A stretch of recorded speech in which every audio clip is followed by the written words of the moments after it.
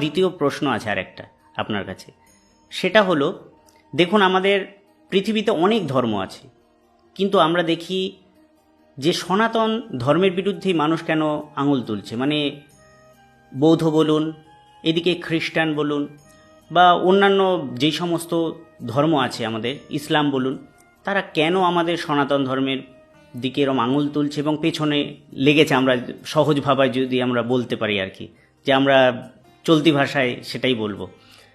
তো কেন এই এই বিষয়টা কিন্তু আমাদের কাছে এখনো একটা ধোঁয়াশার মধ্যে রয়েছে। আপনার দ্বিতীয় প্রশ্ন, সনাতন ধর্মের এত শত্রু কেন? আপনাকে একটা খুব হাস্যকর উদাহরণ দিই। আপনি নিজে যেহেতু শিক্ষকতার সাথে রয়েছেন, একটি মিল খুঁজে পাবেন। একটু কল্পনা করুন, যে সমস্ত অঞ্চলে শিক্ষার্থীরা সাধারণ মানের হয়, যে সমস্ত অঞ্চলে শিক্ষার্থীরা সাধারণ মানের হয়, মানে আমি আপনাকে এমন একটি জায়গা ভেবে নিতে বলছি যেখানে অধিকাংশ শিক্ষার্থী ফার্স্ট জেনারেশন লার্নার, তারা পরীক্ষাতে পাশ করতে পারলেই তাদের পরিবার এবং সেই শিক্ষার্থী অত্যন্ত খুশি। এই ধরনের যে অঞ্চলগুলি হয় তার মধ্যে ব্যতিক্রমী শিক্ষার্থী থাকতে পারে, কিন্তু সাধারণত এক একটি অঞ্চল হয়। কোনো অঞ্চলে দেখা যায় সমস্ত শিক্ষার্থী, প্রায় সমস্ত শিক্ষার্থী উচ্চ মেধা সম্পন্ন, কোনো অঞ্চলে দেখা যায় প্রায় সমস্ত শিক্ষার্থী নিম্ন মেধা সম্পন্ন। এই রকম কোনো একটি অঞ্চলে আপনি একটু কল্পনা করুন, এখন তো খুব টিউশনের যুগ হয়েছে, 3 জন ব্যক্তি টিউশন পড়াচ্ছেন।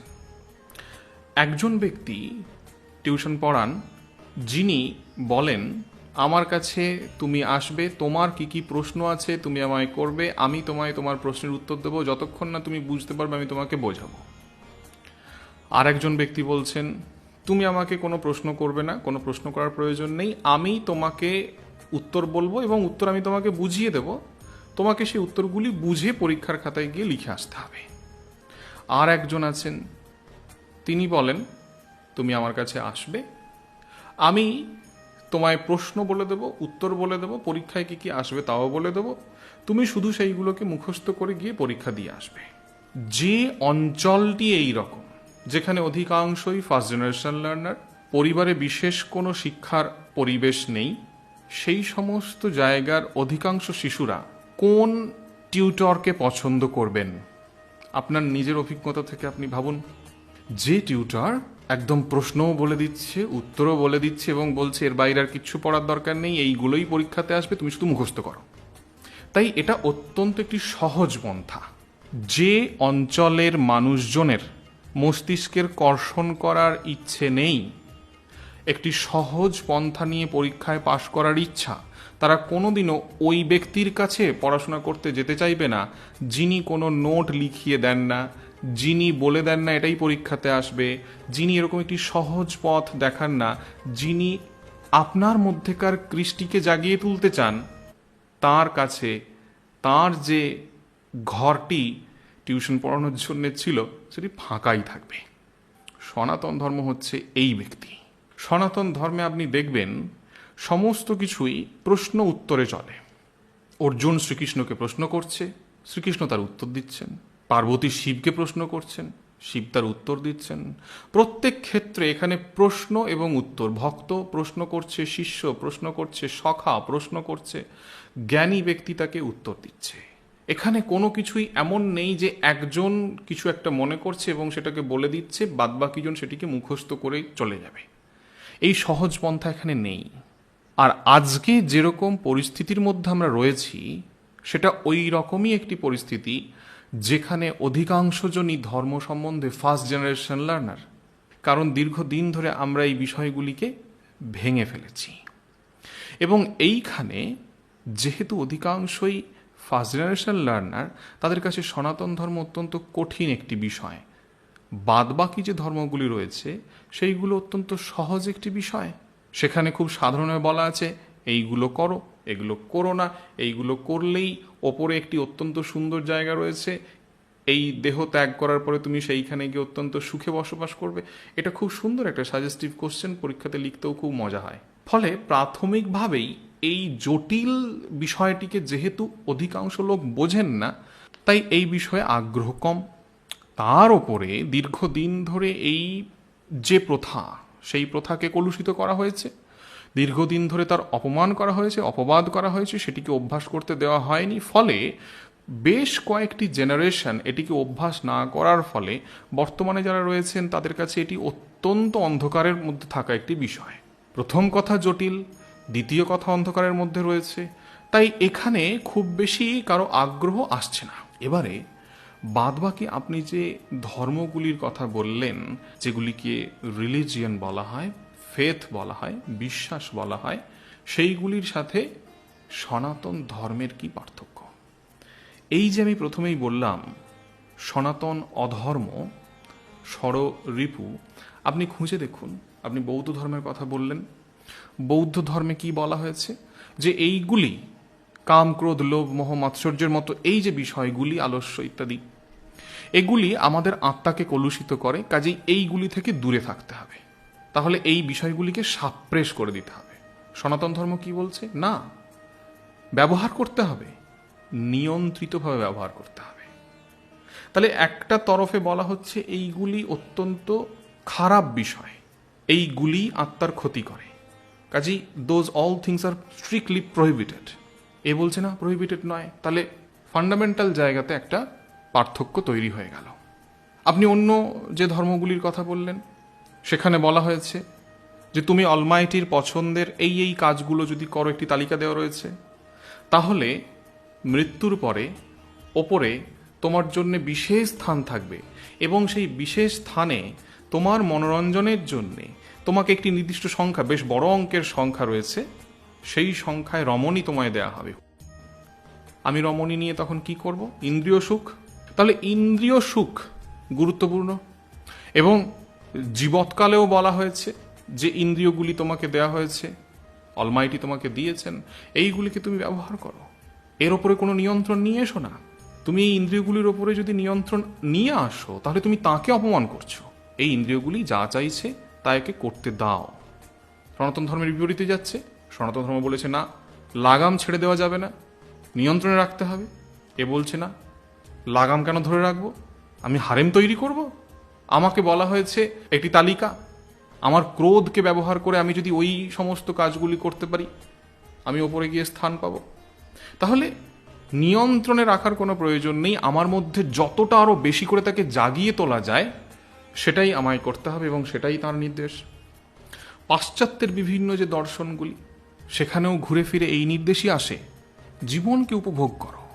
জীবনের এই সমস্ত নিয়ন্ত্রণের থাকার তো বিশেষ কোনো প্রয়োজন নেই। আপনি খুব ভালো করে দেখবেন, দীর্ঘদিন ধরে আমরা জীবনের যে মানে তৈরি করেছি, তা কীরকম? জীবিকা এবং জীবন ধারণের রসদ সংগ্রহ করার জন্যে, জীবনকে উপভোগ করার জন্যে যা কিছু করা প্রয়োজন তাই জন্য আমরা করি। নিয়ন্ত্রণের কথা কখন আসছে? শুধুমাত্র শরীর, নিজের শরীরটাকে সুস্থ রাখার জন্যে যতটা নিয়ন্ত্রণে থাকা প্রয়োজন ততটা তুমি নিয়ন্ত্রণে থাকো, বাদবাকি আর কোনো বিষয় নেই। এবার তুমি সুস্থ থাকবে কি থাকবে না সেটা তোমার ব্যাপার। এবার সমস্যাটা হলো এইখানে, আমি সুস্থ আছি কি নেই সেটা আমার ব্যাপার, এইখানেই যখন আমি সীমাবদ্ধ করে দিচ্ছি, সমস্যাটা কোথায় হচ্ছে? একটু কল্পনা করতে বলছি, হাস্যকর লাগবে। ধরে নেওয়া যাক আমি অনিয়ন্ত্রিতভাবে সুরাপান করলাম, তারপর আমি একটি টু হুইলার চালিয়ে রাস্তার থেকে যেতে গিয়ে দুর্ঘটনা ঘটালাম। আমি যখন দুর্ঘটনা ঘটালাম তখন আরেকজন দুর্ঘটনাগ্রস্ত হলো, আহত হলো। আমরা দুজন গিয়ে হসপিটালে ভর্তি হলাম। হসপিটালের 2টি বেড অকুপায়েড হলো। সেই 2টি বেড অকুপায়েড হলো বলে দেখা গেল সেই হসপিটালে সেই সময় একজন প্রসূতি মায়ের ভর্তি হওয়ার অত্যন্ত দরকার ছিল, তিনি জায়গা পেলেন না। তিনি তারপর অত্যন্ত যন্ত্রণায় ছটফট করতে করতে চলে গেলেন, তার সাথে নবজাতক শিশু চলে গেল। তাহলে আমার অনিয়ন্ত্রিত থাকার ফলে কতগুলি দুর্ঘটনা ঘটল? সনাতন ধর্ম বারবার ধরে এই জায়গাটা বলে, তুমি যদি অধর্মে থাকো তাহলে তোমার চারপাশের পরিবেশের মধ্যে একটি বিশৃঙ্খলা তৈরি হবে। আধুনিক যে সমাজ ব্যবস্থা, সেইখানে সেই সমাজ ব্যবস্থা বলে তুমি নিয়ন্ত্রণে থাকো। তুমি যদি নিয়ন্ত্রণে না থাকো তোমার অসুবিধা হবে না। আমি নিয়ন্ত্রণে না থাকলে শুধু যে আমার অসুবিধা হবে এমনটা নয়। এক্ষুনি অনেকেই হয়তো বলবে, না আমরা তো এই সমস্ত আইন করে রেখেছি, এই করে ওই জিনিস করা যায় না, এইভাবে রাস্তায় বেরোনো যায় না। আপনি যে উদাহরণটা দিলেন সেটা অত্যন্ত হাস্যকর একটি উদাহরণ। আইন করে কখনো বাইরে থেকে বল প্রয়োগ করে কোনো মানুষকে নিয়ন্ত্রণে রাখা সম্ভব? আমেরিকার প্রতিটা রাস্তার মোড়ে মোড়ে এত পুলিশ বাহিনী রেখেও সম্ভব হচ্ছে? বাচ্চাদের হাতে বন্দুক ওঠেনি, স্কুল ভর্তি ছেলে মেয়ে বন্দুকের গুলি খেয়ে মরে যায়নি? তাহলে যতই কঠিন ব্যবস্থা করি না কেন, আমার মধ্যে যতই অর্থনৈতিক ক্ষমতা আসুক না কেন, আমি কি পারি একটা সমাজকে সুস্থভাবে আইনে বেঁধে রাখতে? সমাজকে যদি সুস্থভাবে বেঁধে রাখতে হয়, তাহলে মানুষকে আগে ধর্মে বাঁধতে হবে। সেই ধর্ম হতে হবে মানুষের ধর্ম। সেই ধর্ম হতে হবে এমন ধর্ম যা তার এই রিপুগুলোকে, সনাতন অধর্মগুলোকে, যা মানুষ সৃষ্টি হওয়ার পর থেকেই মানুষের মধ্যে এসেছে এবং যা অনিয়ন্ত্রিত হয়ে গেলেই মানুষ পশুবৎ হয়ে যায়, সেই সমস্ত প্রবৃত্তিগুলোকে যদি মানুষ নিজে থেকে নিয়ন্ত্রণ না করতে পারে, তাহলে একটা সুন্দর সমাজ ব্যবস্থা গড়ে উঠতেই পারে না। সেটি হলো সনাতন ধর্ম। বাদবাকিরা কেন সনাতন ধর্মের শত্রু? তার মূল কারণ, সনাতন ধর্মের এই যে কঠিন দর্শন, সেই কঠিন দর্শন অধিকাংশের মস্তিষ্কের মধ্যে ঢোকে না। তার কারণ, দুর্ভাগ্যের বিষয়, দীর্ঘদিন ধরে সনাতন ধর্মের অভ্যাস থেকে আমাদেরকে দূরে সরিয়ে রাখা হয়েছে। বর্তমানে যেটিকে হিন্দু ধর্ম বলে আমরা চিনি, যা সনাতন ধর্মেরই ফল, সেই সনাতন ধর্মের ফসল যে হিন্দু ধর্ম, সেই হিন্দু ধর্মের মধ্যে বহু কলুষতা মিশেছে, জোর করে মেশানো হয়েছে নানা রকমভাবে, ছলে বলে কৌশলে। হিন্দু ধর্মের মধ্যে দীর্ঘ শতাব্দীর পর শতাব্দী ধরে কলুষতা মেশানো হয়েছে। ফলে আজকে যেটা হিন্দু ধর্ম, হিন্দু বিশ্বাস, তার সাথে কিন্তু আমি যে সনাতন দর্শনের কথা বলি, তার একটি বিস্তর ফারাক রয়েছে। এই সনাতন দর্শন অত্যন্ত গভীর দর্শন, যে দর্শন যদি আমরা আমাদের শিশুদের মধ্যে দিতে পারি, ভবিষ্যতে আইন দিয়ে মানুষকে বেঁধে রাখার প্রয়োজন পড়বে না। একটি অত্যন্ত সুন্দর সমাজ তৈরি হয়ে যাবে, যেটিকে আমরা অনেকেই ইউটোপিয়ান সোসাইটি বলি কল্পনার শহর। প্রত্যেক মানুষের মধ্যে যদি সেই বোধ আসে কিভাবে আমাদের রিপুগুলিকে নিয়ন্ত্রণের মধ্যে রেখে আমরা মানবিক জীবন যাপন করতে পারি, সেই বোধ এলেই সনাতন ধর্মের পুনঃপ্রতিষ্ঠা হবে। সনাতন ধর্মের পুনঃপ্রতিষ্ঠা হলে ব্যক্তি, পরিবার, সমাজ এবং রাষ্ট্র প্রত্যেকে সুন্দর এক শৃঙ্খলার মধ্যে চলে আসবে। আরও একটা বিষয় বলতে ইচ্ছে করছে, ওই যে শুরুতে যে উদাহরণটা দিলাম, যে টিউটর জানেন যে আমি শুধু নোট মুখস্থ করতে দিই, বিশেষ সারবর্তা আমার নেই, সেই টিউটর ওই জ্ঞানী যে শিক্ষক রয়েছেন তার নিন্দা করেন। কারণ এই টিউটরের রুটি রুজি হয় নোট মুখস্থ করিয়ে, তাই নিজের অস্তিত্ব রক্ষার্থে অধম উত্তমের সমালোচনা করে। এতে বিশেষ হতাশ হওয়ার কিছু নেই। এটাই বাদবাকিদের বোঝা প্রয়োজন, কোনটা উত্তম আর কোনটা অধম। উত্তমকে মাথার মধ্যে, মনের মধ্যে ধারণ করাটা তো অবশ্যই কঠিন, কারণ আমরা দীর্ঘদিন ধরে সে অভ্যাস হারিয়েছি। আমাদেরকে সেই অভ্যাস ফিরিয়ে আনতে হবে, পুনঃপ্রতিষ্ঠা করতে হবে। আমাদের সামনের প্রজন্ম, যারা কালকের মানব সম্পদ, রাষ্ট্রের জন্য মানব সম্পদ, তাদের মধ্যে এই বোধ নিয়ে আসতে হবে।